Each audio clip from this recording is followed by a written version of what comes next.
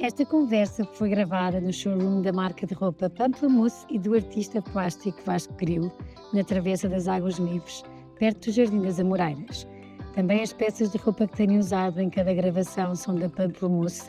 São giríssimas, de ótima qualidade. Convido-vos a visitarem o ateliê porque vão encontrar peças únicas, originais e com um design incrível. Olá a todos, espero que estejam bem, que estejam a ter uma ótima semana. Obrigada por continuarem desse lado. Hoje tenho uma convidada muito especial, a Sara, com quem me identifico em algumas coisas, como estava a dizer em off, no fim podemos trocar cromos de fotografias, porque além de alguns momentos da sua vida vai partilhar connosco o que é isto de repente começar a ter sintomas de uma doença autoimune e o que é isto do mundo das doenças autoimunes, onde nada é linear, onde tantas vezes não sabemos a origem, mas as consequências são visíveis no nosso corpo e na maioria das vezes muito duras, não só de viver no dia a dia, mas com a dureza e a dificuldade de se perceber, não sabendo bem a origem também, qual é que é a receita para que o organismo vá estando estável e sem sintomas. E por isso tenho a certeza que, além de tudo o resto, esta parte da conversa vai ser muito colo de pessoas como eu, que vou estar aqui atento a ouvir, que também tenho uma doença autoimune não identificada, que, como os médicos me dizem, se eu for aos Estados Unidos, criam o síndrome da ticas. Mas que é muitas coisas, porque as doenças autoimunes têm isto, e muitas coisas se cruzam com algumas coisas da Sara, e é espetacular, e ainda bem que vão conhecer o projeto da Sara que criou para colmatar e ajudar aqui a gerir e a suavizar muitos destes sintomas. Estou muito contente com esta conversa, obrigada. Obrigada, Ticas. Foi difícil gerir agendas, ainda bem. Chegámos. Tivemos o apagão que não nos deixou conversar, ainda bem, porque se calhar também nesse dia íamos gravar muito tarde. E eu pensava assim, a Sara que é de respirar, de estar tranquila e vamos estar a gravar tão tarde. Pessoal, eu acho que correu tudo bem para estarmos aqui as duas hoje. Estou muito contente. Não sintas o síndrome do impostor porque és muito especial e tenho a certeza que o és e cada pessoa que se senta aqui é especial para mim. Por isso, Obrigada. vamos começar, Sara. Como começo com todos os convidados, conta-nos um bocadinho como é que foi a tua infância. Olha, foi uma infância muito feliz. As memórias que eu tenho são muito felizes todas. Não tenho assim, não, pelo menos consciente, não tenho assim nenhum trauma da minha infância, assim, alguma coisa que me tenha marcado muito pela negativa. Tenho uma família espetacular, dou-me lindamente com os meus pais, com o meu irmão. As minhas melhores amigas vêm quase todas elas desde a infância, por isso foi uma infância, como tu dizes, com muito colo, muito colo. Mesmo com pais separados? Sim, mesmo com pais separados. Os meus pais separaram-se, eu era pequenina, eu acho que tinha ali à volta de 7 anos, alguns aí, mas não fiquei nada traumatizada por aí. Eu já achava que não tinha ficado, entretanto depois tive uns tempos a trabalhar com uma psicóloga e ela também chegou a essa conclusão, que eu não tinha traumatizado, porque os meus pais separaram-se, eu era muito pequenina, portanto eu tenho, praticamente não tenho memórias, aliás, tenho muito, muito poucas memórias deles juntos, mas eles sempre se deram espetacularmente bem, sempre, foram melhores amigos. Eu tenho a ideia do meu pai lá à casa literalmente todos os dias, ter comigo com o meu irmão a brincar connosco, e hoje em dia, que sou mãe, penso a ver coisas que nós fazíamos, que a minha mãe, e então a minha mãe vira aos arames, do género, num corredor pequenino de 22, nós jogávamos futebol os três, com as balizas eram as portas, assim remata a série, mas ia lá todos os dias e sempre foram muito, muito, muito amigos, e ainda são, e acho que são mesmo os melhores amigos um do outro, para o resto da vida. E a minha mãe sempre continuou a fazer parte da família do lado do meu pai, mesmo depois de separados, portanto foi super saudável isso. E isso é um exemplo e também acabou por te dar segurança? Sem dúvida, sim, sem dúvida. Sim. Que bom! Sim, é ótimo. E é uma coisa que era mesmo dizer, porque eu acho que mesmo para as minhas amigas, algumas amigas minhas também com pais separados, ficaram a perceber que havia outra hipótese. sabes? Que não tem que ser sempre que é aquela coisa mais comum dos pais não se poderem ver um ao outro. Não, existe outra hipótese que é possível, que funciona. E eu acho que isso também é um exemplo. Eu espero que me vir a separar, se Deus quiser, ou seja, marcou-me mais o casamento do que a separação, porque eles pronto, ficaram amigos, e eu acho que isso é o mais importante. Bom, e no resto depois, boa aluna. Sim, boa aluna, não era espetacular, não estava no quadro de honra, mas sim, sempre boa aluna, regular, por acaso tirando um ano, no 11º ano, que eu até hoje não sei exatamente o que aconteceu, em que de repente, eu nunca tinha tido uma negativa na vida, e tive 5 ou 6 negativas. Eu não sei até hoje porque isso aconteceu, acho que ninguém sabe, não sei o que aconteceu. Não sei, não era, eu acho que foi mais de andar na brincadeira do que outra coisa provavelmente temos, o que é facto é que estive. Mas fora esse ano, eu não sei bem o que E aconteceu. quando estiveste em casa, como é que foi? Tive direito a conversas muito sérias. O meu pai tinha aquele dom de ter aquelas conversas super sérias que nunca te dá propriamente não te dá um grito, não te faz, nunca me tocou, mas diz-te aquelas coisas que tu ficas-te a sentir mesmo bolas. Ficas a sentir-me francamente mal, sabes? Então teve assim uma conversa muito séria comigo. E pronto, aquilo depois não se repetiu, foi ali, não sei explicar até hoje o que aconteceu. Mas sim, deu direito a uma conversa séria em casa, obviamente. Quando dizes que nunca te bateu, nunca gritou, era porque sentias a desilusão? Mais do que a desilusão, era punha-te a pensar, de facto. Punha-te a pensar, punha-te um peso na consciência. Não provavelmente o desiludir a ele, mas a ti própria, sabes? Do peso da consciência a ti própria, que tu és capaz de muito mais do que isto e mais do que isso, isto não és tu. Isto que aconteceu não tem nada a ver contigo. E tu ficas, de facto, a sentir um bocado, ficas com peso na consciência mesmo. Portanto, era mais, punha-te a pensar em relação a ti própria. Acho que era mais isso. E nessa altura, a saberes, acredito que nessa das 5 negativas não. Mas depois, quando voltaste a ti, sempre a saber o que é que querias tirar? Eu acho que sim, quer dizer, mais ou menos. Eu lembro que houve uma altura, já não sei com que idade, portanto não sei se foi perto da altura em que tu escolhes ou se foi muito mais nova, mas eu lembro de haver ali uma indecisão entre humanidades e artes. Nada a ver. Mas eu gostava imenso de coisas de arte. Eu lembro, eu desenhava imenso, pintava imenso em casa. A minha mãe tinha assim uma pilha de azulejos pintados, literalmente uma pilha de azulejos pintados. Portanto, eu tinha assim essa veia. Mas depois também tinha muita veia de humanidades. Eu adorava ler, adorava escrever. O meu pai é advogado, portanto andei ali um bocado avançada. E depois andei a falar com uma série de pessoas e acabei por decidir para humanidades, para ir para direito, já com a convicção de ir para direito. Portanto, não sei dizer quando é que foi esta indecisão, mas sim, quando fui para a área 4 já era para seguir direito. E direito? Direito segui. Entrei na faculdade, mas no fim do primeiro ano tive a desistir. Conversa séria com o pai ou não? Não. Eu conversa com várias, fui conversar com várias pessoas que tinham tirado o curso, porque odiei o primeiro ano. Odiei mesmo, achei aquilo um inferno. E então fui falar com várias pessoas que tinham tirado o curso para perceber se aquilo era uma coisa normal, se toda a gente não gostava, se aquilo tinha alguma coisa a ver com a profissão ou não, é aquilo que eu tinha estado a fazer. E cheguei à conclusão que ninguém tinha gostado do primeiro ano, em especial, e da faculdade em geral, do curso em geral, mas que depois a profissão era bastante diferente e as pessoas gostavam. Mas cheguei a ver um curso de medicina tradicional chinesa e de medicina também nada a ver. Mas cheguei a ir à escola mesmo, ir a matrículas e tudo mais, mas depois, como toda a gente com quem eu falava tinha mais ou menos o mesmo histórico, eu pensei, bem, então isto é uma coisa normal e eu efetivamente vou gostar de exercer. E então continuei.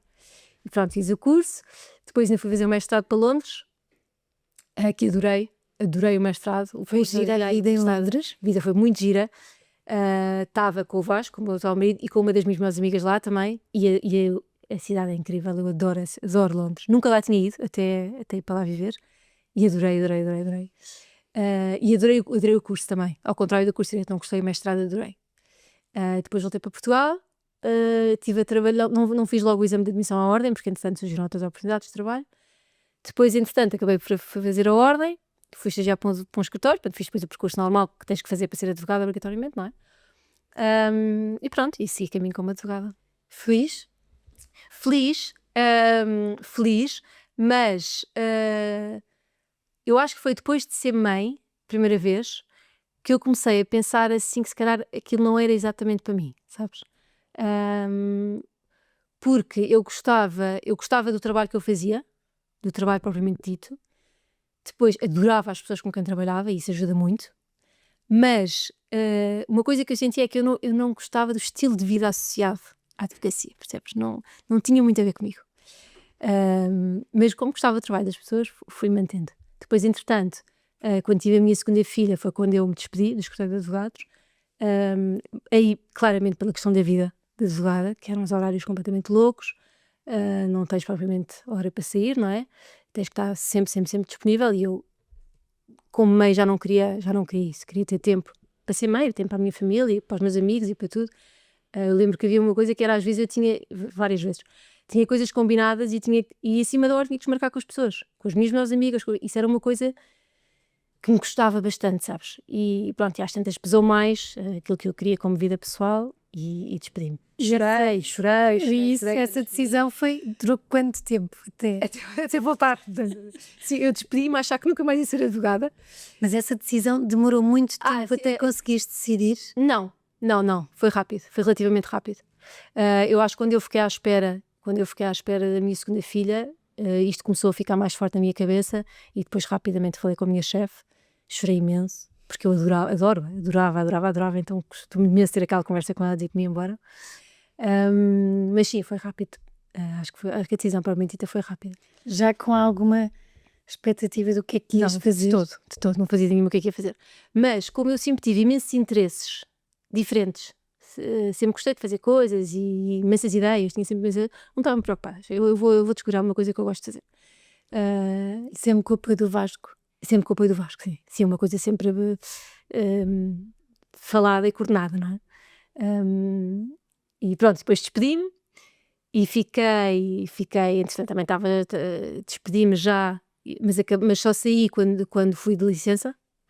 Portanto, depois estava de licença, estava tranquila e tudo mais. Entretanto, isto foi em 2019, depois entrou o Covid, mas no princípio de 2020, que eu ouvi foi em 2020, no princípio de 2020, às tantas, surgiu-me uma oportunidade, ligaram-me com uma proposta de trabalho como advogada e eu fui ouvir, não é? Pensava assim, e era assim uma proposta irrecusável, fazia todo sentido, era um part-time, portanto eu podia continuar, aquilo que me fez largar o escritório não ia ser um problema aqui, não é? Que era conseguir conciliar com a família e com os amigos e daram lindamente as pessoas com quem eu ia trabalhar, de quem ia ser o meu chefe e tudo mais, eu aceitei. E passado uma semana passou o confinamento, literalmente. Comecei a trabalhar e passado uma semana começou o confinamento. Mas e pronto, estou lá até hoje, estou nesse trabalho até hoje, como advogada. E até que, no meio deste processo todo, tens 3 filhos, mas já, e desde sempre, tinhas asma.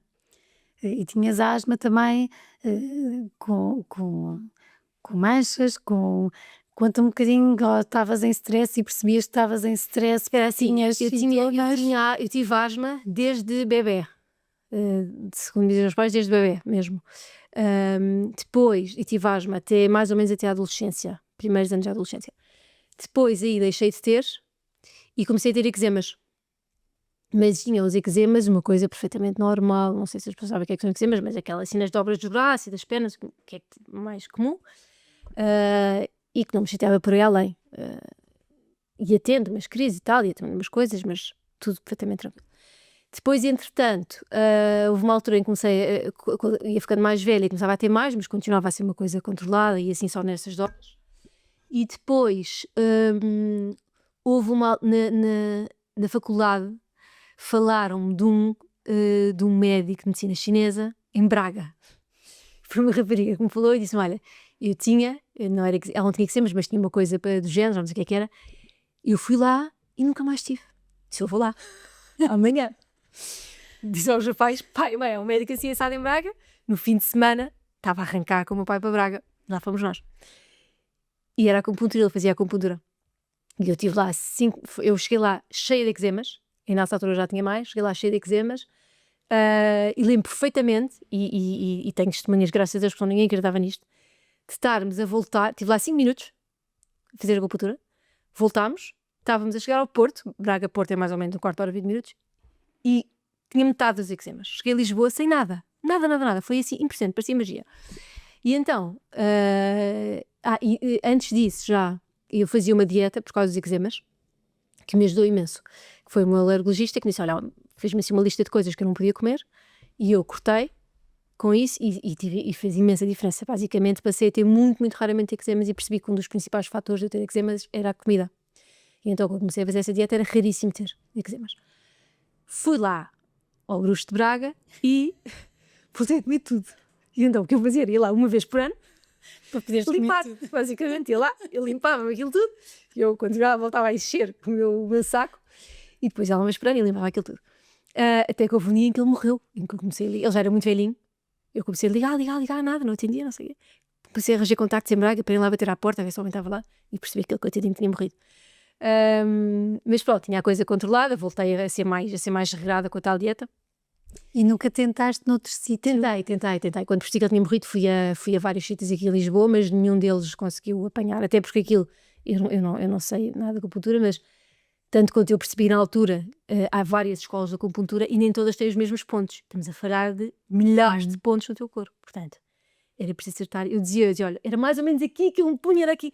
E eles iam estudar o que é que devia ser, mas não chegaram lá ao sítio.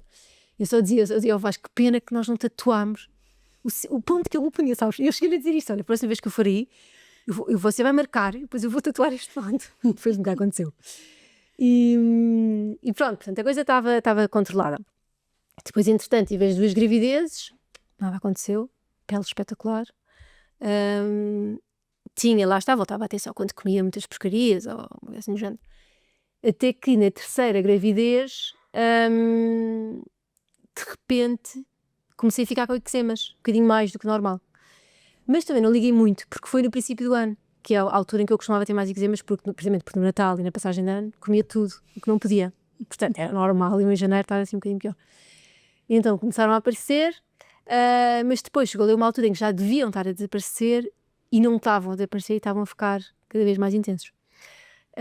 Isto de fevereiro, mais ou menos. Até que de repente, no espaço de um mês deste estou com um bocado de eczemas, que estranho, já não era suposto, até de repente aquilo explodir e eu estar literalmente um bicho completamente irreconhecível, foi um mês, foi muito rápido.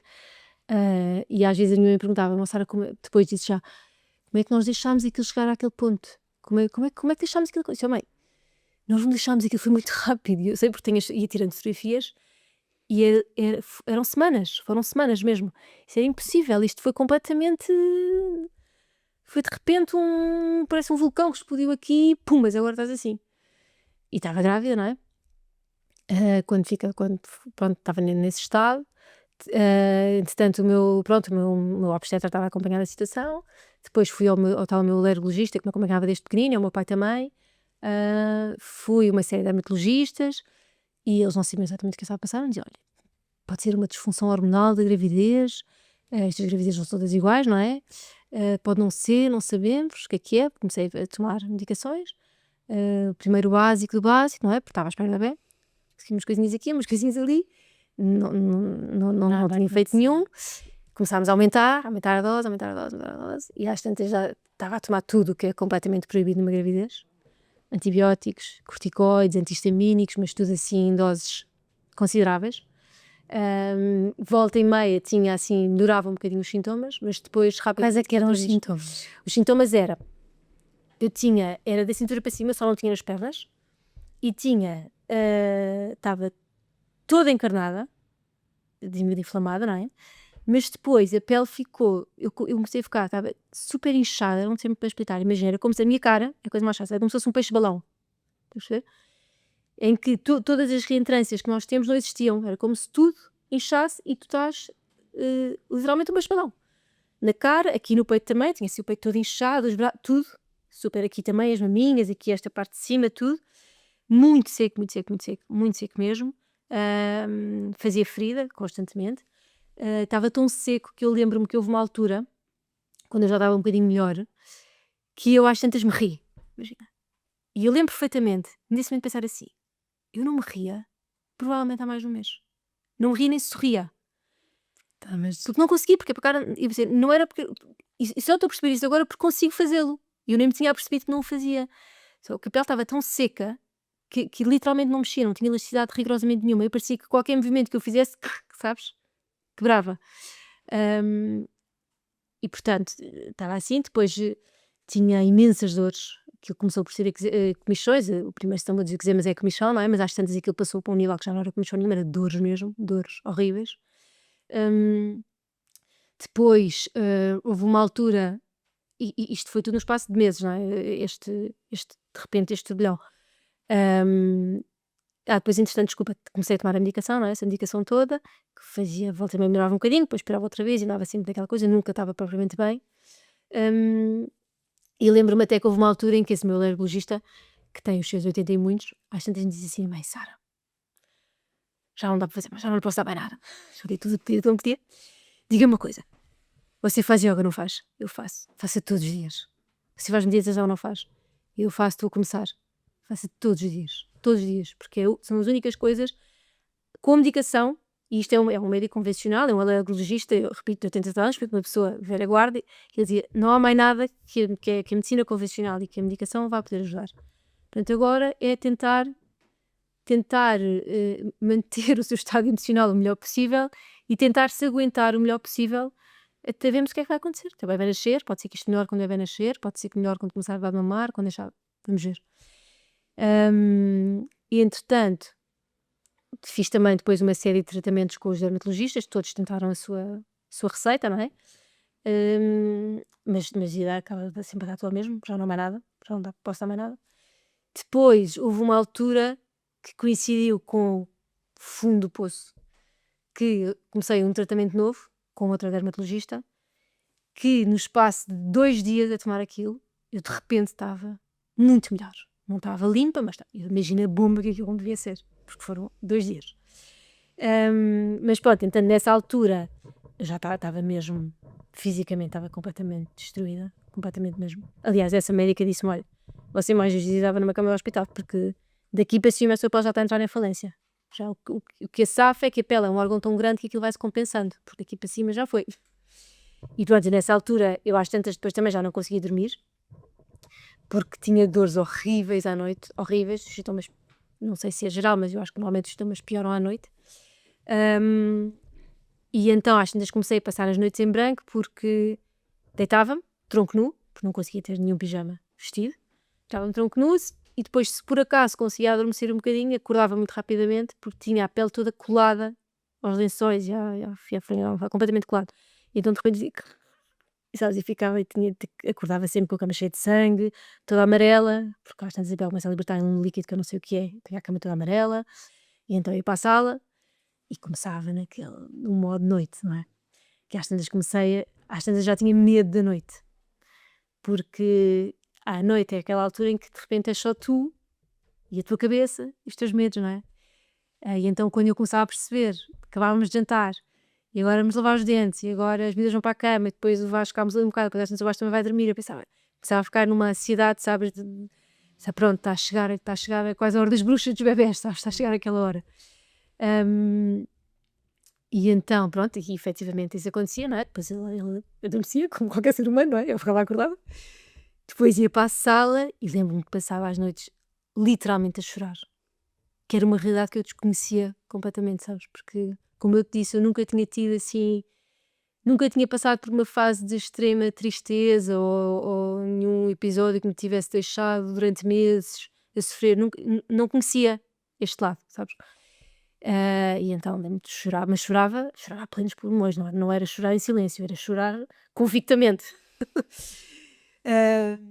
E depois começava, falava imenso sozinha, porquê que isto está a acontecer, não é? Porquê que isto está a acontecer, o que eu fiz para estar assim?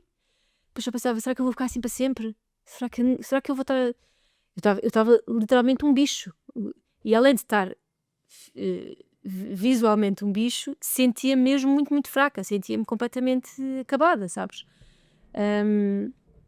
E pronto, e portanto estava a morrer de medo.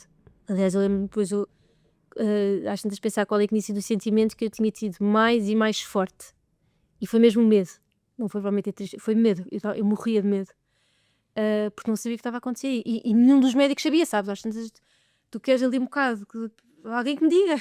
Caramba, vocês têm que saber. Não há nada, não é? Nada. O que é que tens de fazer, nem o que é que não podes Exato. fazer. Então às tantas, pronto, e depois chegou uma altura em que me disseram então, olha, já fizemos mesmo tudo, não é?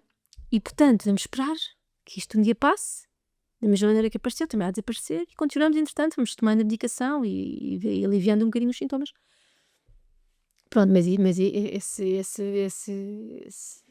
nessas noites de choro, solitárias, como é que as conseguiste ir deixando de ter? olha, enquanto estive foram muito intensas, aquilo não ia melhorando, sabes?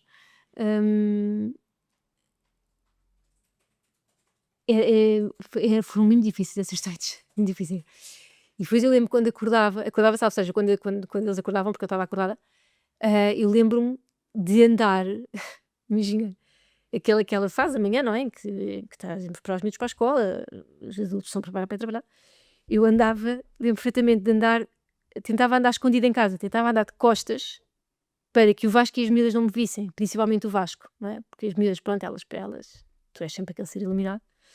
Nem sei se elas alguma vez repararam que eu estava com a pele como estava, porque elas eram muito pequeninas, portanto, se calhar, nem se aperceberam que eu estava, pelo menos fisicamente diferente. Mas eu lembro de andar de costas para o Vasco não me ver, sabes? Que é uma coisa surreal, não é? Tu estás escondido do teu marido na tua própria casa. E, portanto, essa parte foi um bocado dura, até por causa, pronto, porque eu tinha imenso medo por causa, obviamente por mim, não é? Porque como eu só pensava, será que eu vou ficar assim para sempre? Eu quero ter a minha vida de volta, quero ser eu de volta. Mas depois também por causa dos meus filhos. Porque imagina, com elas tinham 2 anos e meio, 4 na altura, portanto precisam muito de mãe, não é? E eu sou uma mãe bastante presente. Portanto elas têm assim, contam com alguma coisa da minha parte. E eu na altura não conseguia mesmo dar para isso, sabes? Imagina, quase não os conseguia pegar ao colo, porque tinha a pele completamente desfeita, não conseguia. Banhos, impensável. Que pode parecer uma coisa que às vezes sabe bem, agora posso-me esquivar, mas quando isso fica 1 mês, 2 meses, custa-te não poderes, principalmente quando estão pequeninas, que não percebem, não é? Elas queriam e eu não conseguia. E eu lembro que as primeiras vezes ainda tentava, porque depois eu vou lá e vou até à última mesmo e tento dar até à última, mas às tantas não conseguia mesmo. E só pensava, lembro-me a pensar que efeito é que isto vai ter nelas, porque isto vai marcá-las de alguma maneira, impossível a marcar, não é? Impossível. E depois o bebê, quantas conversas eu não tive com ele durante a noite. Tinhas medo? Morria de medo. Eu só pensava, eu lembro-me de estar nesses choros compulsivos a pedir desculpa. Pedir desculpa a elas e a pedir especialmente a ele, desculpa. Porque eu pensava, isto vai ter algum efeito em ti, eu não sei o quê, mas vai, é impossível não ter, não é? Porque tens, por um lado, a parte dos medicamentos, que se são proibidos é por algum motivo, não é?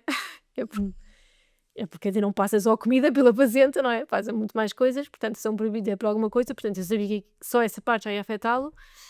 E depois pelo estado em que eu estava, físico, não é? Que é suposto na gravidez estás cheia de saúde, estás a gerar uma vida entre ti, não é? Estás forte, eu estava desfeita fisicamente, nunca tive tão doente na minha vida, não é? E depois, emocionalmente, estava também completamente destruída, só pensava, tudo isto, quer dizer, ele está tipo a crescer nesta piscina de medo, de stress, porque eu estava 24 horas por dia de stress físico mesmo, não é? Eu lembro de pensar, depois que também quando comecei a estudar isto um bocadinho melhor, pensar, ele está a ser gerado numa piscina de cortisol, de adrenalina, de todas essas hormonas e químicos que o corpo produz estressantes, não é? Que têm um propósito, mas aqui já estão para além desse. E ele está, no fundo, está a crescer neste meio. É o meio aquático dele, está pejado destas coisas todas 24 horas por dia, porque era aquilo que o meu corpo produzia, mais os medicamentos que eu tomava, e então aquilo punha-me num loop assustador. E partilhavas esses medos com o Vasco? Com alguém? Partilhava. Acredito que não tanto quanto deveria, quanto poderia. porque eu tinha imensa, sempre, agora estou melhor, por causa do trabalho que fiz, mas eu tinha imensa dificuldade em queixar-me, sabes, e em pedir ajuda, e portanto provavelmente filo muito menos do que deveria ter feito. Portanto, à minha maneira fiz, mas acredito que tenha sido que deveria ter feito muito mais, sabes, e que me teria ajudado a fazer muito mais. Ahm, mas pronto, portanto, essa parte foi muito dura. Depois, às tantas, houve uma altura aquilo que foi assim uma das minhas piores, que eu fiz literalmente direta, e também o Vasco Acordo disse: olha, eu vou para as urgências, vou ter, não sei, alguém vai ter que me fazer alguma coisa, porque isto assim já não está bem ajudar mais. Não há urgências de dermatologia, nem não é possível, descobri nesse dia, com os hospitais todos. E entretanto, foi quando fui a uma nova consulta de dermatologia, fiz esse tal tratamento bombástico, e que coincidiu com ser as vésperas, literalmente, estava há 2 dias de ir para umas termas, que são as termas da Aven, sabes, a marca Aven, tem umas termas que recebe pessoas assim com problemas de pele e outros. E por sugestão da minha melhor amiga, ela disse: lembra-se, olha, Sara, porquê é que não vais? Tu podes, não sei o quê, vai. E eu pensei: como assim? Mas e agora o trabalho, não sei o quê, não. E ela disse: não, de facto, olha, quer dizer, o trabalho, quer dizer, a minha vida, não é? E isto passou-se no espaço de 15 dias, entre eu falar com os meus pais, e os pais disseram logo: vamos, claro que sim, claro, vamos tentar. Falei com o meu chefe, passado 15 dias estava a embarcar. E então... Que isso neste estado conseguias trabalhar? É uma ótima pergunta. Eu trabalhava, é um facto, eu todos os dias ia trabalhar. Agora olho para trás e penso: não sei como é que eu ia trabalhar, sabe? Não sei como é que eu fazia aquilo. Até porque eu tenho imensas fotografias tiradas à porta da garagem do escritório, e eu olho para aquilo e eu penso: como é que eu ia trabalhar neste estado? Portanto, eu não sei dizer qual era o meu grau de produtividade, mas efetivamente eu estava lá e porque há quem me deu e trabalhava. Porque querias, alguém te disse: não venhas, fica em casa. Nunca me disseram: não venhas, fica em casa, mas também nunca me disseram: tens que vir. Portanto, Foi uma decisão tua. nem sei se foi uma decisão, sabes? Foi um piloto automático. A minha vida vai continuar, tenho as minhas obrigações, eles, coitados, não têm culpa nenhuma que eu esteja assim. Portanto, vou. E todos os dias ia. Pronto, até que chegou então esse dia que eu disse: não vou pedir isto, não vai dar. E pronto, depois fui para a Aven, e depois eu me penso: coitado, meu filho passou literalmente pelo inferno e pelo auge da paz e da tranquilidade, porque aquilo é basicamente uma vila no meio das montanhas com umas termas. Portanto, é assim o cenário mais idílico que tu possas imaginar. E então fui lá, o meu pai foi-me lá levar. Eu acho que por coisas da minha mãe, sabes, que deve ter dito: não sei o que, ela vai sozinha. Vida adulta, foi 2 filhos, 30. Assim, não, vai sozinha para o meio. E o meu pai lá foi levar-me. Mas que também, eu acho que depois aquilo, eu estive lá 10 dias, ou 2 semanas, e saí de lá, ticas, como se nada tivesse acontecido. Saí de lá com uma pele de bebê, como eu nunca tive na vida, nova, limpa, maravilhosa. Tens noção que temos de ter um patrocínio?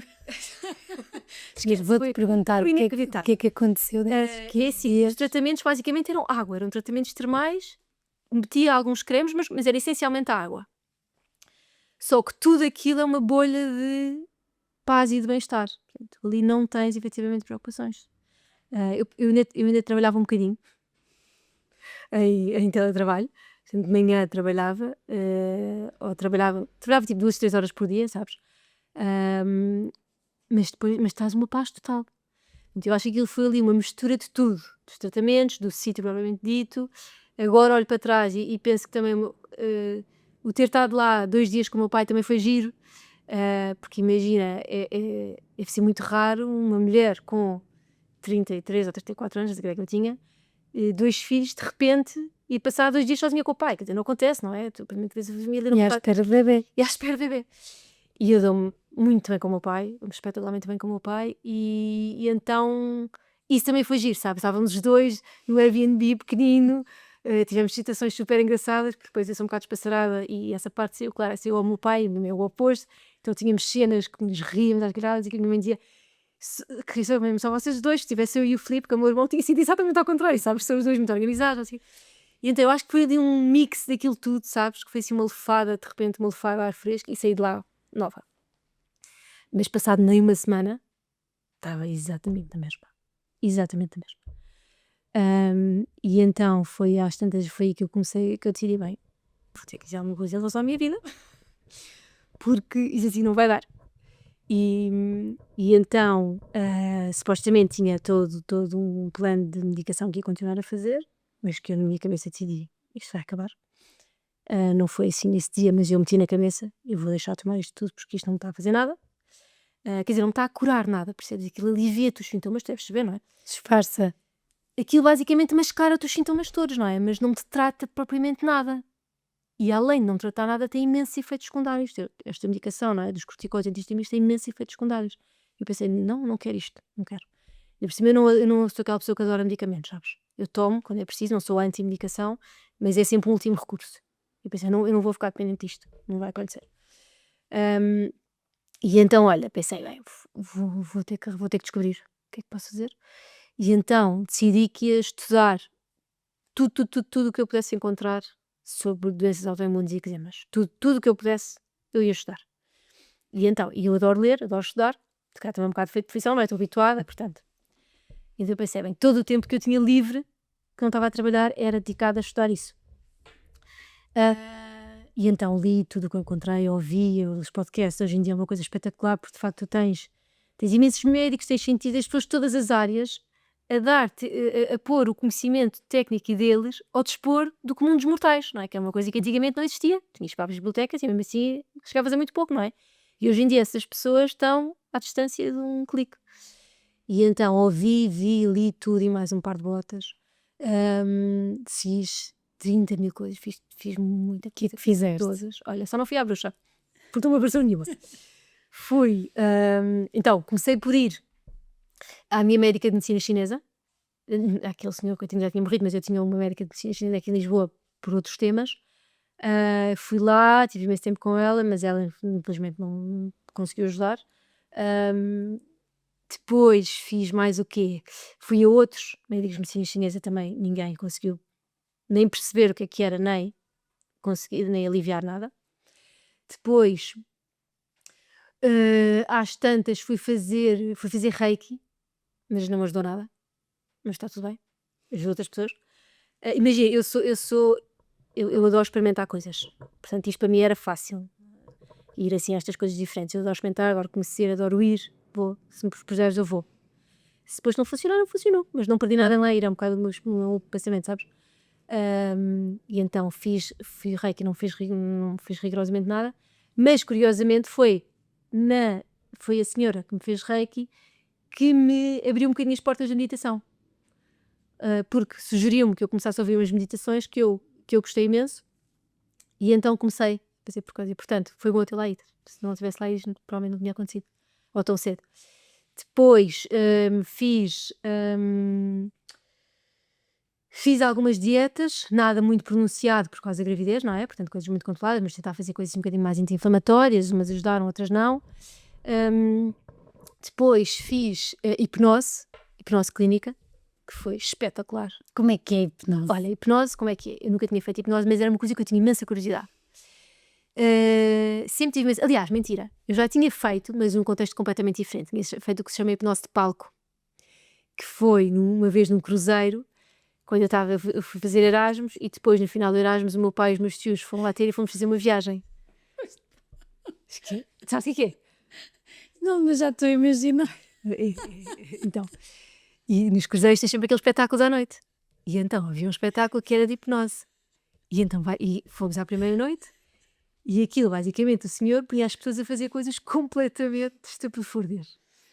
E eu nunca me ri tanto. Eu e os meus tios e o meu pai nunca nos rimos tanto na minha vida. Eu não estou bem, estou-me a rir. A seguir, ele estava lá outra vez e disse: eu vou ter que lá ir para perceber se isto é verdade ou não.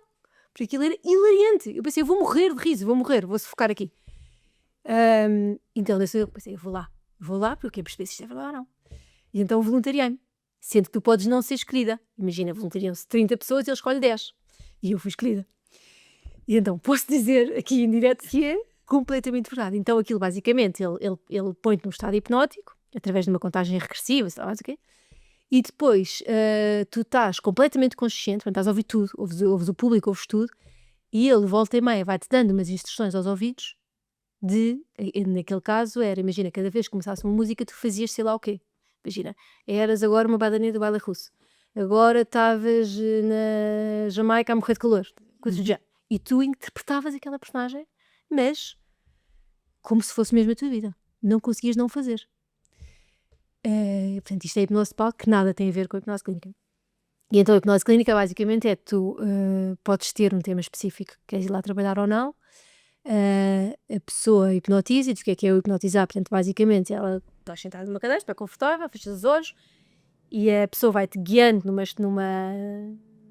num discurso de maneira a ir-te relaxando, não é? Portanto, vai-te pedindo para tu imaginares e visualizar as coisas que te vão relaxando, vai fazendo também essa tal contagem regressiva e a ideia é que tu a cada número vais ficando mais num estado mais com umas ondas cerebrais mais baixas, até que às tantas estás num estado em que estás a nível do cérebro, é quando tu estás com as ondas cerebrais mais baixas, que é ali um estado em que tu estás tu sentes-te meio adormecido, mas estás perfeitamente consciente, não estás a ter uma conversa. A sessão de hipnose é uma conversa, em que ela vai fazendo perguntas e tu vais respondendo. E vais, não, pelo menos com a pessoa com que eu fiz, portanto, aquilo começava a sessão e ela, quando eu estava então num tal estado hipnótico, ela pedia-me para eu dizer o que é que eu via, e dizer o que é que eu via, íamos construindo a partir daí, ela ia-me fazendo perguntas completamente abertas, portanto, sem mínima direção, e eu ia respondendo. Nas primeiras sessões, às tantas cheguei a memórias minhas muito antigas, algumas delas eu tenho essas memórias conscientes, mas depois basicamente desenvolvi-as ali. E houve coisas que depois fui falar com as pessoas para confirmar se aquilo fazia sentido e fazia sentido. E depois houve sessões. E ajudou-te? Ajudou-me imenso. Nós não falávamos propriamente do eczema, tirando uma outra sessão, que às tantas fomos parar uma memória que eu não tenho consciente e que ela acredita que pode estar relacionada, porque era uma memória, era uma história relacionada com vergonha, com medo e o eczema, principalmente na cara, também está associado a essas coisas, não é? Portanto, tu queres te esconder, quando é na cara, tu queres te esconder e tu não tens como esconder, não é? Porque é a tua cara. Portanto, ela acredita, houve ali uma outra que ela que pode ser uma relação. Mas basicamente, o que acontecia era, eu ia para a sessão, uma pessoa, voltava da sessão com metade dos eczemas. E o meu marido, o Vasco, é das pessoas mais céticas que eu conheço. E eu chegava e ele dizia, tiveste hipnose. Eu nem dizia que ia. Eu não dizia que ia para não influenciar. Ou então chegava a casa e ele dizia, nas primeiras, que ele não tinha esse chip, ele perguntava, estás muito melhor, voltaste a parar alguma coisa, fizeste alguma coisa, estás francamente melhor do que estavas de manhã. E eu disse, não, tive uma sessão de hipnose. Era impressionante. Depois às tantas esse efeito começou-se a esbater um bocadinho. E voltava tudo? Não, começou-se a esbater esse impacto tão grande, sabes, de ir a uma sessão e sair de lá muito melhor. Depois às tantas acabei por ir lá, por trabalhar também outros temas lá, que foram surgindo e coisas que eu me lembrando, mas pronto, fiz umas sessões e depois às tantas achei que estava bem, estamos bem. Depois outra coisa que eu também fiz, também foi espetacular, foi uma coisa que sabes que isto aqui, eu neste momento estou naquela fase das pessoas que passam por uma coisa horrível e pensam, ainda bem que isto me aconteceu, sabes? Foi a melhor coisa para lhe ter acontecido. Neste momento eu sou essa pessoa. Porque eu fiz imensa coisa que eu nunca teria feito se não tivesse acontecido. Trabalhei imensa coisa em mim que eu nunca teria trabalhado. Descobri coisas sobre mim que eu nunca teria descoberto, sabes? E portanto dou mesmo graças por aquilo ter acontecido. Ainda não estou 100% passos feitas só por ter sido a gravidez. Ou seja, em relação a mim, ter-me acontecido, estou mesmo agradecida. Só ainda tenho assim alguma coisa por ter sido na gravidez, lá está, pelo impacto que teve, principalmente no meu filho Baltazar. Essa parte não está completamente sarada. Sabes que eu quando estive também internada um mês no hospital também tinha o Zé 3 meses e é a única parte que ainda fica aqui. Sim. Não ter conseguido dar ao colo, estar, percebo-te, só uma parte. Mas em relação a mim, estou mesmo passos feitas. E então, pronto, uma coisa que eu fiz, que eu nunca teria feito, pelo menos até a todas provavelmente nunca teria feito, foi estar numa psicóloga. e que nunca teria feito, não por ter qualquer tipo de preconceito, porque simplesmente nunca me teria passado pela cabeça, sabes? Nunca me lembraria. E fui lá por sugestão dessa mesma, da minha melhor amiga, que me conhece tudo aqui, e que acha interessante, disse: olha, eu estive a pensar e eu acho que tu que podia-te fazer mais uma psicóloga. E eu, olha, nunca tinha pensado sobre isso. Mas acho muito bem. E ela falou ali um bocadinho, disse, por causa disto, isto. E eu acho que podia fazer bem. E ela dizia, mas sou a pessoa com quem tu mais... Se eu sou a pessoa com quem tu mais falas, que é, tu deves ter muito mais coisas para falar.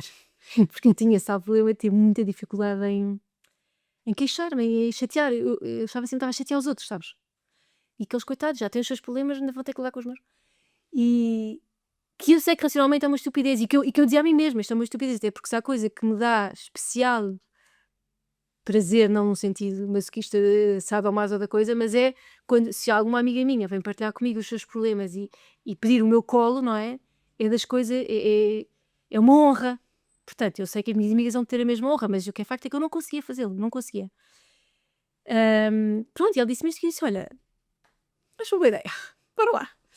E então comecei a ir a uma psicóloga e acho que também tive muita sorte porque fiz fit logo à primeira, que tanto quanto sei é uma coisa que nem sempre acontece, não é? Às vezes tu vais a uma e eu adorei-a mesmo, adoro-a.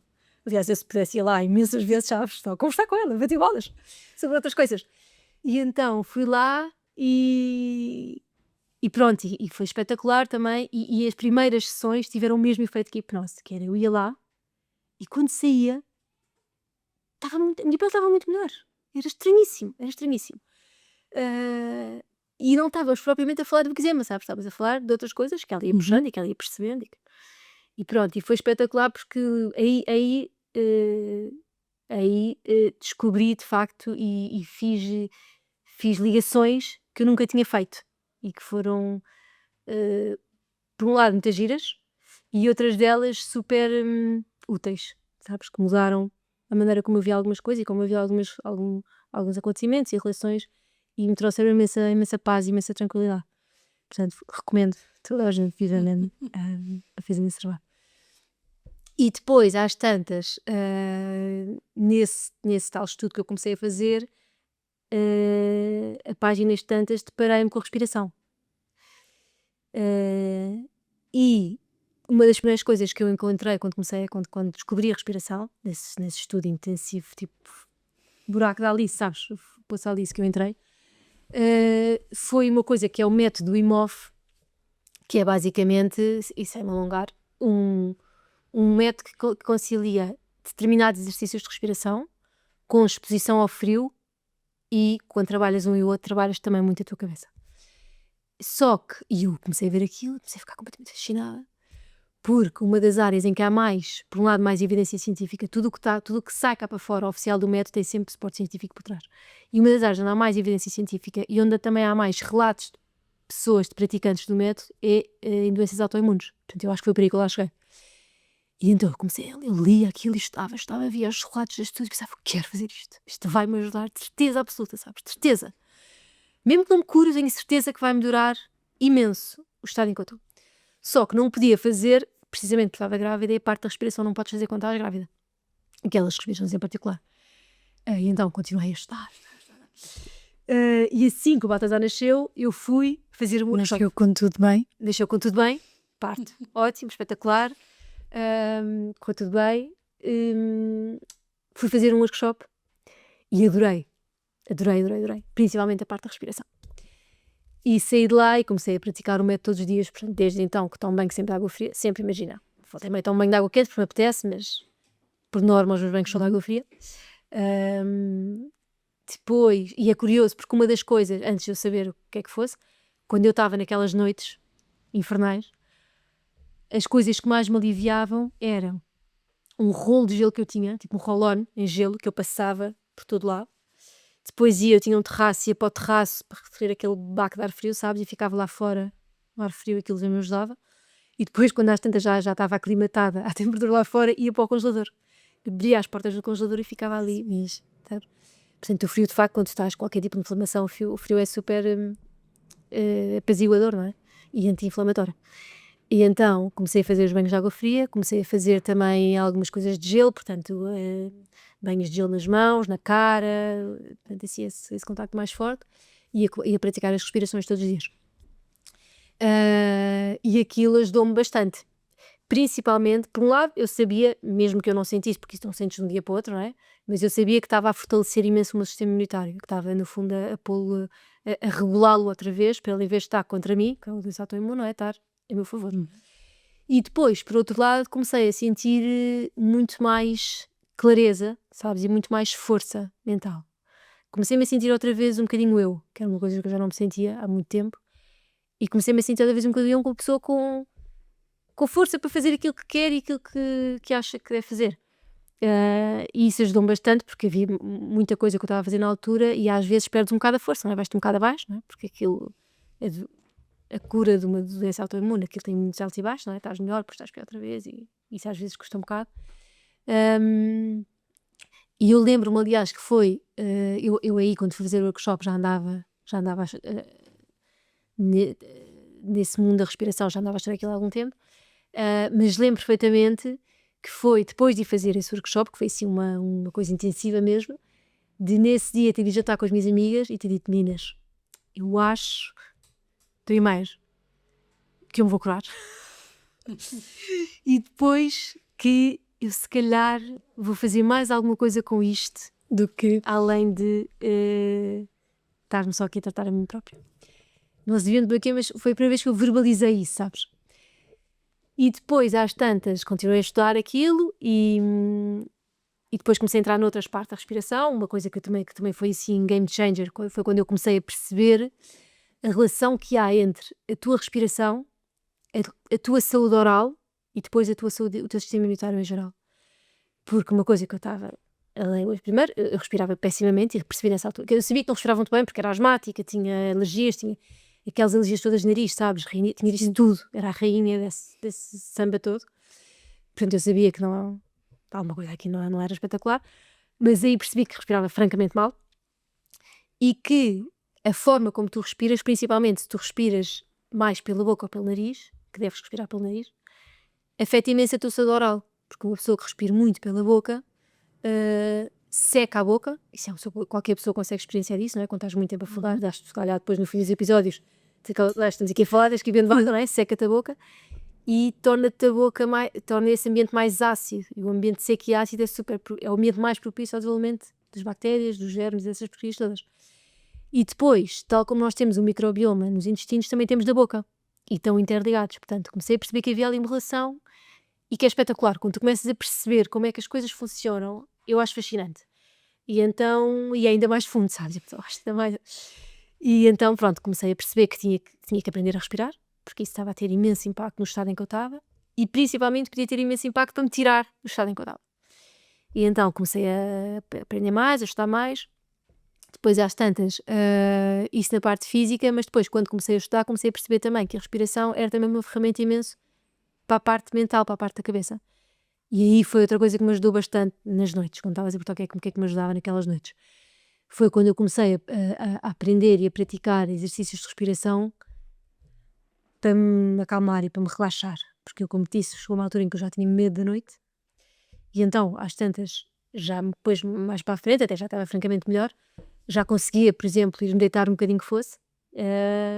Quando me ia deitar, fazia determinados exercícios de respiração que me acalmavam imenso, que me ajudavam a relaxar, a desacelerar, até que às tantas adormecia.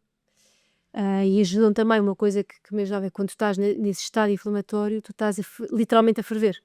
Tu estás muito quente, a inflamação é quente. E não só tinha o gelo, mas a própria respiração ajudava-me a apaziguar aquela inflamação e a arrefecer, sabes? Era como se eu conseguisse, como se não conseguisse, não, eu conseguia efetivamente sentir muito mais relaxada e mais calma e portanto às tantas conseguia adormecer. E quando acordava à meia-noite, conseguia ajudar-me a que eu não entrasse naquele loop, não é? Naqueles macacos que às tantas começam ali insuportáveis. E tu começas a entrar no loop e a meia-noite então é ótima para isso, não é? Porque consegues ir longe mesmo, consegues fazer filmes de Hollywood. E quando eu começava a entrar nesse estado psicadélico, fazia essas respirações para me acalmar e ajudava-me brutalmente. E depois, a dada altura,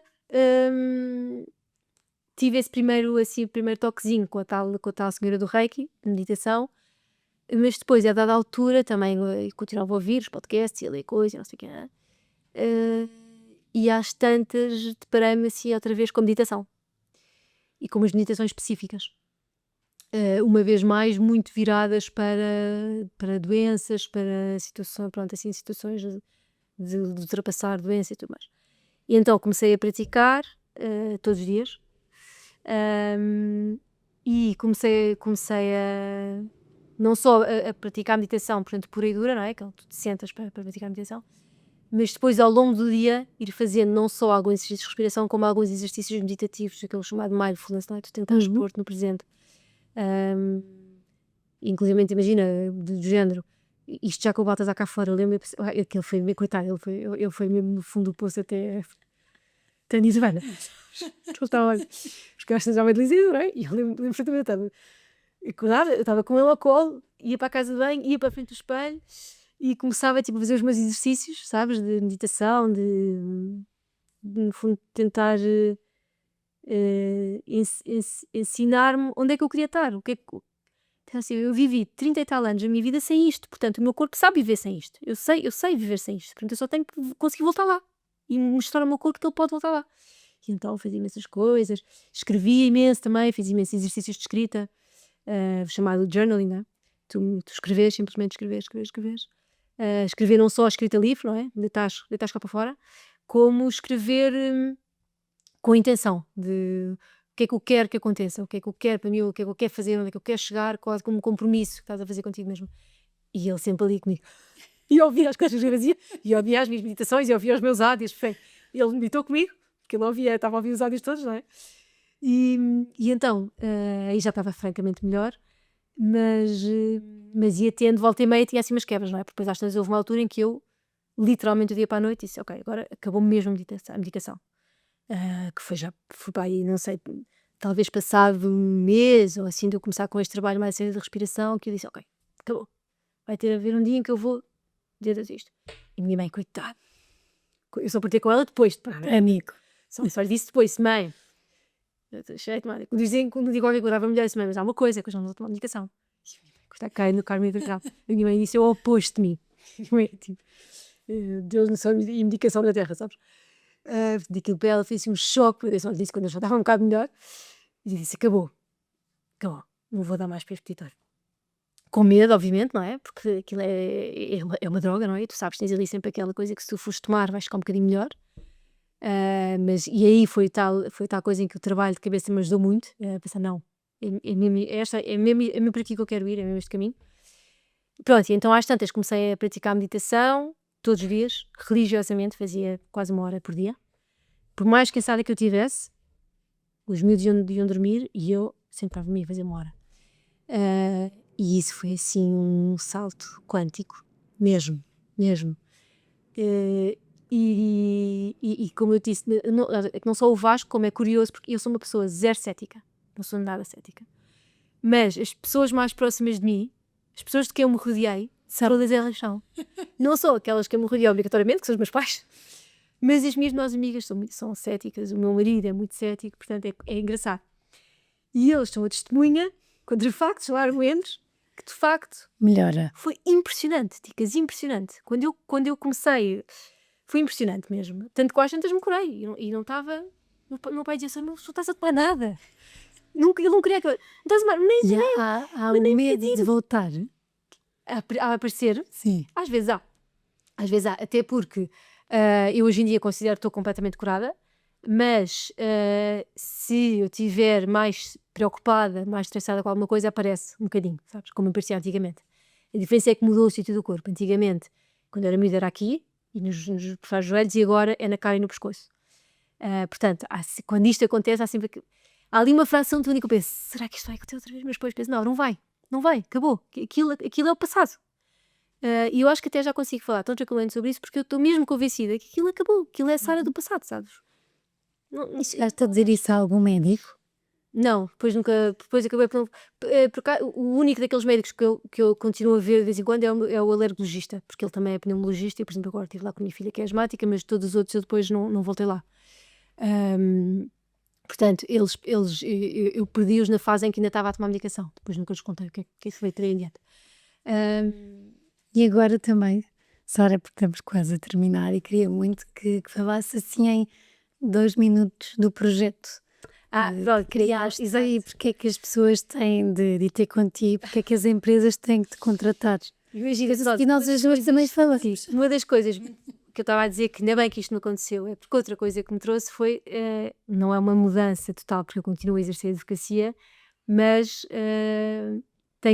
além da advocacia agora tenho um projeto que nasceu daqui, que foi então quando eu comecei a perceber de facto o efeito que a respiração e que a meditação têm, e principalmente que podem ter, sabes? E o quão simples são, porque a meditação ainda exige um bocadinho mais de resiliência, digamos assim, não é? Porque é uma coisa que nós não estamos mesmo habituados a fazer, a parar para simplesmente tentar estar ali parar. É uma coisa que nos é completamente estranha na nossa cultura. Mas mesmo a respiração são duas coisas que são tão simples, tão simples, tão simples. Já fazes, no fundo, não é? E tu não precisas ter nada contigo, não precisas ter uma aplicação, um equipamento, nada. E que têm efeitos mesmo espetaculares, tanto físicos como mentais. E às tantas comecei a perceber isso também com os meus filhos, comecei a fazer também coisas com eles, percebi que eles também, dois deles respiravam pessimamente. E foi impressionante os efeitos que aquilo teve, tanto em mim como nas crianças, então ainda é mais rápido, porque tudo neles é mais rápido, não é? Pronto, e comecei a perceber que de facto ia fazer mais alguma coisa, então comecei a ir mais fundo e fazer curso e tudo mais, e pronto, e às tantas tornei-me instrutora de respiração e de meditação, e lancei um projeto que é o Desliga, onde basicamente faço cursos e workshops sobre respiração. Neste momento há mais respiração, a qualquer momento vai começar a surgir umas coisas de meditação, mas agora está mais focado na respiração, até por lá estou, eu continuo a trabalhar, porque não tenho todo o tempo do mundo. E então lancei este projeto que me está a dar um fogo e uma vida espetacular, porque é uma coisa que que eu nem sabia que existia há uns anos atrás, não é? E que neste momento acho mesmo que é o meu caminho, sabes? É mesmo giro. Bom, Sinto mesmo que encontrei, ainda não estava a comentar isso com o Vasco e acho que com a Kate, estava a comentar que às tantas começa a ser um bocado difícil eu negar a mim mesma que acho que é mesmo por aqui, sabes? Tipo, aquele medo de estás a fazer uma coisa, não, eu acho que é mesmo por aqui, sabes? Acho que encontrei mesmo a minha coisa. E então pronto, basicamente faço os cursos e os workshops, não só para pessoas que saibam que têm problemas específicos de respiração, querem aprender a respirar melhor, porque a maior parte das pessoas respira mal. Podes respirar para sobreviver ou para sobreviver, todos sabemos. Portanto, que querem trabalhar a respiração, e começa a ver, é engraçado porque, pelo menos no meu meio, isto era um tema nem era tema. que existia. Não era tema. Nem era tema, exatamente. A respiração de todo e a meditação, das duas uma, ou nem sabiam que existiam, ou quando sabiam tinham imensos preconceitos à volta, sabes? Que é uma coisa super chanti, energética, e não tem que ser, de facto. Pode ser, mas não tem que ser. Então eu queria muito também desmistificar isso e mostrar o quão terra a terra podem ser estas práticas. E está a correr bem? Está a correr muito bem, está a correr muito melhor do que nos meus sonhos, sabes? Mesmo. Lá está, quando eu lancei, não sabia o que é que ia, porque é uma coisa muito nova, muito recente. Em Portugal, então, se tu fores ver lá fora, a meditação, ok, o que é, mas a respiração está a bombar mesmo, a bombar. Mas em Portugal ainda é uma coisa muito nova, portanto eu não sabia o que é que isto ia dar. E a aceitação tem sido incrível, sabe? As pessoas vêm falar e têm interesse e querem saber mais. E depois isto na parte, já as pessoas veem aquilo e pensam, de facto, agora adorava-me e eu não respiro muito bem. Não sabia, mas não respiro muito bem. Ou então pela parte, mais da parte da saúde mental, que é uma ajuda gigantesca mesmo, de facto. Quando primeiro dia que tu respiras melhor, tudo em ti melhora, incluindo a tua saúde mental. E essa parte as pessoas têm vindo também muito procurar para aprender. É giro dizeres isso, porque eu já ocupado e em vez de dizer calma, a mim própria e à minha parceira, digo muitas vezes respira. Mas não me perguntes. Não, porque é inconsciente. Eu acho que esse digo calma, a pessoa vai se enervar. Porque completamente. Aliás, as pessoas respira, vamos respirar. Mas às vezes é muito mais difícil tu acalmares a mente pela mente do que a mente pelo corpo, se eu te disser. Se estás com uma crise de pânico, eu digo, mas calma, está tudo bem. A pessoa não vai acalmar, aquilo não vai. A intenção é ótima, mas não ajuda. Se fores pelo corpo, se eu disser para tu respirares assim ao assado, tu melhor ou pior vais conseguir, não é? Porque é uma coisa que tu primeiro tens controle sobre a tua respiração. Sim. E é uma coisa física, é mais fácil do que a mente pela mente. E então essa parte da respiração para conseguir gerir e para principalmente mais do que gerir, para conseguires diminuir os teus níveis de stress e de ansiedade, é uma coisa que infelizmente cada vez mais pessoas precisam procurar. É verdade, que bom que criaste este projeto e fico mesmo muito feliz que esteja a ser um sucesso e que seja ainda mais. Vamos às últimas 3 perguntas, da sua voar. Qual é que foi um dos dias mais leves que tiveste? Esse é fácil, foi o dia do meu casamento. Assim, dia completo, foi o dia do meu casamento. Tive vários, graças a Deus, tive muitos momentos e muitas partes de dia, muitos. Mas assim, um dia, sabes, cheio, foi o dia do meu casamento. Foi espetacular. E um dos dias mais pesados? Olha, há assim 2 que me vêm à memória. Vinha para aqui a pensar nisso, por si essa pergunta, não é puxar o teu podcast. E houve assim 2 que me vieram à memória. Um que me veio assim que falei contigo, quando me ligaste, veio-me logo. E outro que me veio entretanto. O mais recente foi quando o meu filho teve ele já teve 2, mas quando teve a primeira convulsão. E nós às tantas achámos que ele ia ficar ali mesmo, achámos, eu e o Vasco, achámos que ele ele tinha 1 ano. Foi muito pesado. E continuo a dar pesadelos. É daqueles dias tu, depois já está tudo bem, vais para a cama e não consegues dormir, sabes? Porque achámos mesmo que íamos ficar cedo. Depois ele já teve outra, um bocadinho melhor, mas a pessoa não ganha para o susto, assim. Mas na altura, quando é a primeira vez, tu não sabes o que é aquilo. E é um cenário dos infernos mesmo, horrível. E a outra, outro dia assim, que foi bastante pesado, foi já há muitos anos, foi um dia em que eu achei que ia perder a minha melhor amiga. Não perder fisicamente, ela não estava doente, não ia morrer ou nada, mas em que eu achei que tinha estragado a nossa amizade. E eu digo, mas ela é a minha irmã. Que é tu me faz? E eu achei, eu consigo viver esse dia como se tivesse sido ontem. Aliás, eu consigo estar neste momento à porta de casa dela, a preparar-me para tocar, para ir falar com ela, e depois a sair e a pensar, já foste, Sara, já foste. E depois não fui nada, pronto, e ela é um ser humano espetacular, portanto cá estamos como melhor do que nunca. Mas foram 2 dias, 3 dias foram bastante pesados. A vida tem graça. Muita graça. Muita graça, muita graça, muita graça. É muita graça, eu adoro viver. Obrigada, Sória.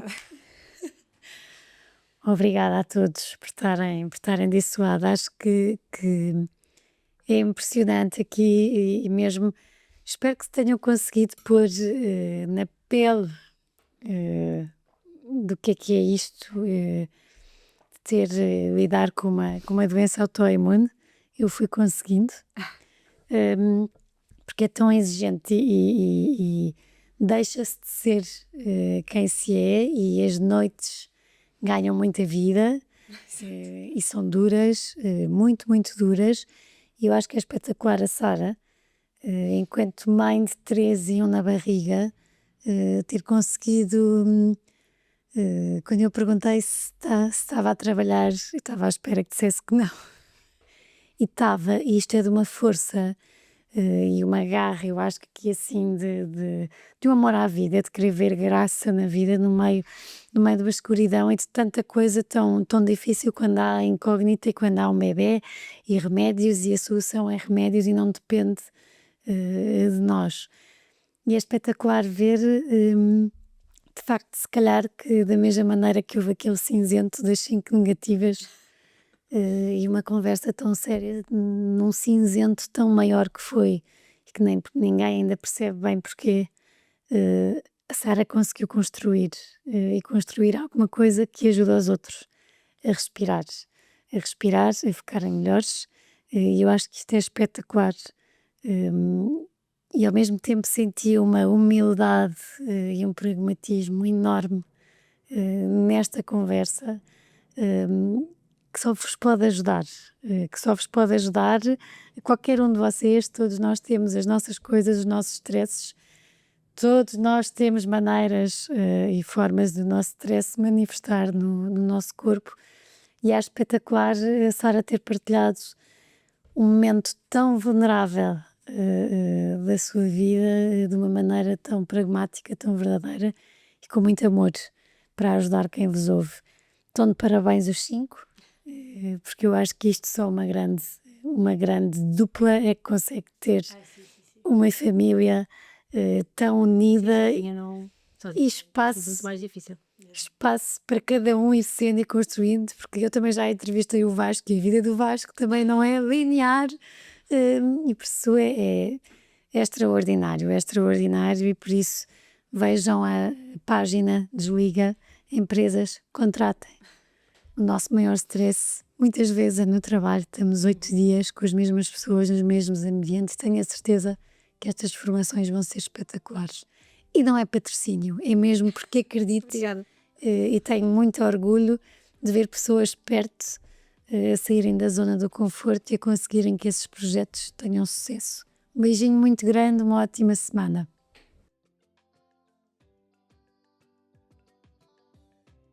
Obrigada por terem estado connosco até aqui. Para terem acesso a conteúdos exclusivos do podcast Páginas com Graça, como quem serão os convidados e saberem com antecedência, poderem fazer-lhes perguntas, terem acesso a conteúdos extra que vamos conversar e que vamos falar aqui, poderão ser patronos. A descrição está no perfil, como poderão e como poderão sê-lo, e será sem dúvida uma mais-valia e um grande apoio para este projeto que eu acredito e que acho que os meus convidados também gostam e que irá contar muitas histórias e que, claro, que se tiver a vossa ajuda e o vosso apoio, poderemos continuar a conversar mais e a deixar capítulos e livros contados.